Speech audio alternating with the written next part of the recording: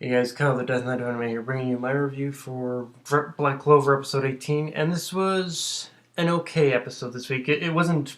I was worried it was going to get boring, but it definitely did. It did pick up after a couple minutes, and from there things definitely did get interesting. We got this is one of those episodes I think you could say where it wasn't good overall, but it did have some interesting bits in there, and I think that's one thing you can always kind of take away from Black Clover is that when it really gets serious, it won't be grand or epic, but it will have some interesting bits in there in its story every once in a while. So, like I said, the first couple of minutes in this episode were rather slow with the Black Bulls and the Golden Dawn just dicking around in the treasure room. But things did get rather interesting when we see I think it was Yuno's grimoire activate after he picked up this scroll, and if I had to take a guess why, I'd say that one they were made of the same material, which does open up the possibility of there being much more items out there that I can guess get a little attuned to that can get a little attuned to in order little attuned to a little attuned to a little attuned to his grimoire out there, and if so, what is their purpose? Um, because if I had to, okay, if I had to take a guess, what happened, definitely particularly around the point where particularly around the point where opened the scroll and his grimoire activated and then the letters disappeared.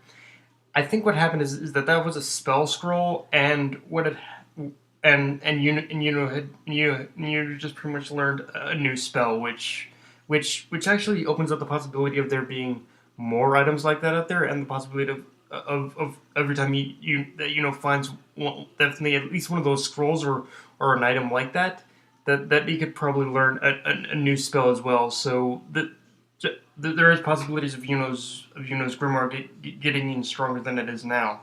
So yeah, I think what happened there is that just pretty much is that learned a new spell. So yeah, we can yeah we I'm hoping, like, honestly, I'm hoping to actually, like, learning something new or useful at the very or after this that is going to be a lot more useful now, because like I said, it was one of those things where he didn't really do much in this episode, unfortunately. So yeah, um, but beyond but beyond that, things really definitely picked up when apparently Marge returned for a second round, which I'm on one hand I'm happy for, because for one thing it actually showed that the Diamond Kingdom were not fucking around when they decided to make these magic. I guess you call them they were magic super soldiers, and he was indeed. And I like how he was powerful enough not only to bounce back after Asa's magic nullification, but also counter it. Like he pretty much he actually learned from pretty much he learned from fighting Asta, and he didn't and he didn't fucking fall for that shit again. He basically said, "Nope, fuck that shit. I'm fuck that shit. I'm pinning you down, not letting you counter my magic again." So yeah, I do like that. And even though they did kind of repeat the same mistake of from last episode of Asta still fighting Mars alone, I tolerated a little more here because I tolerated a little more here because this time it apparently Noel, from what I understand of what happened with the way that Asta defeated Mars, is that after Asta picked up that sword, apparently Noel fed apparently Noel fed I guess what little magic she could conjure up into pretty much that sword, and empowered it. So because that sword we saw, it wasn't Asta's sword. It was a different sword, of course, and which that sword in itself is an interesting aspect for me, because the sword, it looked like it was, again, a lot like Asta's grimoire, a lot like Yuno's grimoire. It looked like that sword was made of the same material as the sword that Asta gets every time he opens his grimoire. So it's possible that they were made by the same person or same deity or whatever, and that Asta's sword, and this could lead to a possibility of Asta's sword, and this could lead to the possibility of maybe possibly learning something new from learning a new use for his sword or something, which I'm open to because right now Asta doesn't have a lot of variety with I'm open to because Asta right now he doesn't have a lot of variety in terms of his fighting abilities, but I guess we'll just have to wait and see here. Um, Now, with the Revelation of Mars being able to use multiple kinds of magic, we learn, of course, from that mages can only use one type of magic correlating to the elemental, correlating to pretty much this whole elemental clock or elemental table: fire, wind, water, and earth.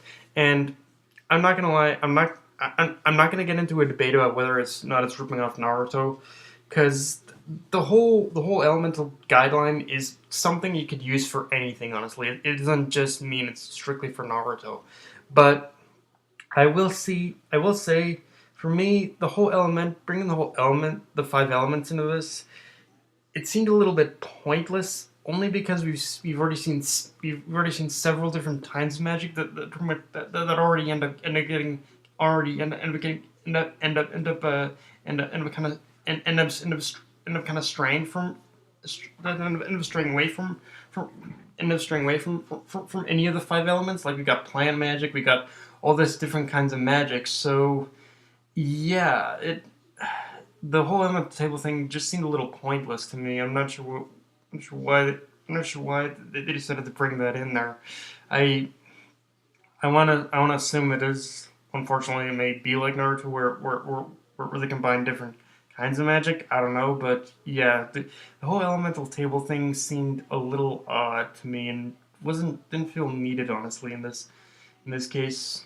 Um, the only purpose I think it did serve was, again, the only purpose I think showing the elemental table did serve is, again, is showcasing that the Diamond Kingdom was creating their soldiers, but basically stuffing all the elements in was basically stuffing their soul stuff was making their soldiers by stuffing all the elements into them or whatnot. So yeah, that's the only thing I could get from it.